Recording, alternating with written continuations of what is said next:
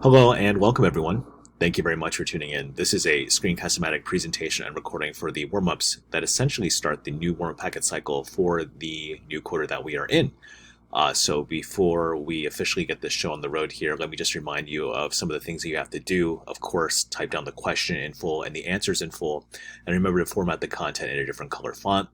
And please remember to not submit unless you get the full warm-up packet presentation, which will be posted later. Keep in mind, this is just the first half, I believe. So let's go ahead and get started, and we should be good to go.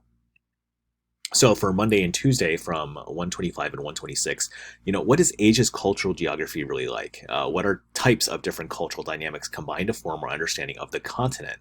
So while you type down that question, let me just explain why this question needs to be asked. Obviously, this part of the lesson deals with the culture of Asia, but in particular, we're going to be looking at some of the cultural trends that combine to form Asia today as far as our understanding of the continent. Keep in mind the continent is just so huge and diverse.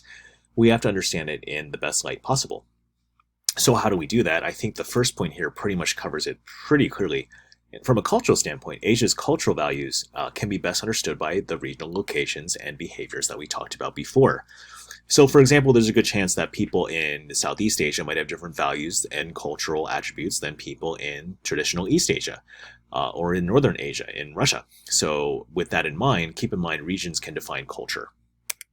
Additionally, in terms of ethnic groups, this is a little complicated, so I'll give you plenty of time to type this down. There are many diverse ethnic groups in Asia. This we touched base upon before. However, what you may not know is that some of them have originated in specific areas in the continent, and then of course has spanned across the entire continent later on. For example, if you look at the Chinese, the Filipinos, Asian, Indians, Vietnamese, even more, there's just so many ethnic groups that at times have different types of cultural attributes from their counterparts that it helps to draw a healthy line of distinction here in terms of understanding the real Asia. Additionally, in terms of history, you may not know this, but East Asian civilization has developed from the Yellow River Valley, and many countries have unique experiences in dealing with domestic and foreign issues from an ancient perspective, and then also from a modern contemporary perspective. How Asian governments have come and gone, how Asian militaries have waged war on each other. Understanding that dynamic is really important to understanding the whole story of Asia, from the Chinese warriors of the Qin to the Mongols to so much more. We're going to get into all of that. In terms of economics here, of course, many countries have different forms of economics that define the culture of their people. Let us need not look further than, say, North and South Korea. In the North, you'll find the communist authoritarian regime of Kim Jong-un, and in the South, of course, you'll find the democratic, Western world, USA-friendly Seoul, South Korea, and in many other megacities in that part of the peninsula. And so by understanding the differences in economies, you can understand the differences in people. Religion, of course, we had briefly mentioned before, but we'll get into that more in this lesson. Many different philosophies shape the way that Asians see not only each other, but also the world. And understanding these philosophies and religions help us understand them and how they see the world and how they value certain things that we may not value per se. And of course, the last thing here, which is basically the whole theme of this course, is geopolitics. If you understand the real Asia, you have to understand the different complexities that combine to form the relationships between countries and their counterparts. Understanding these interactions is huge, and what's even more valuable is that you can understand a little bit more about how the countries interact with each other for different reasons, with different outcomes. So let's go ahead to the next question of the day for Thursday and Friday. This will be from 128 and 129. And we started understanding a little bit more about Buddhism in this lesson. And of course, Buddhism is really, really interesting. And in many ways, there's so many different layers of it. And we will hopefully understand more about it today, not just with this question, but also with the lesson too.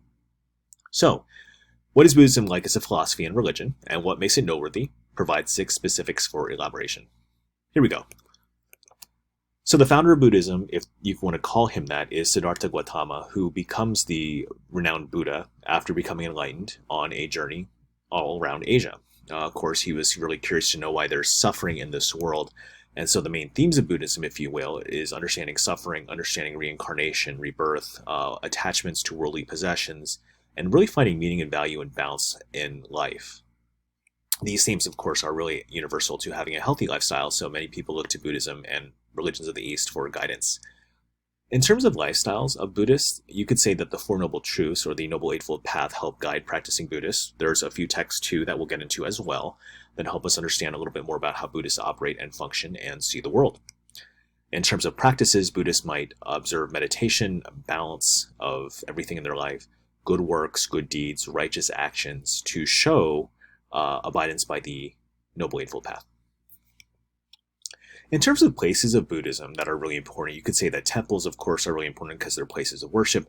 Monasteries are equally as important because these are where people live under religious vows to the Buddha.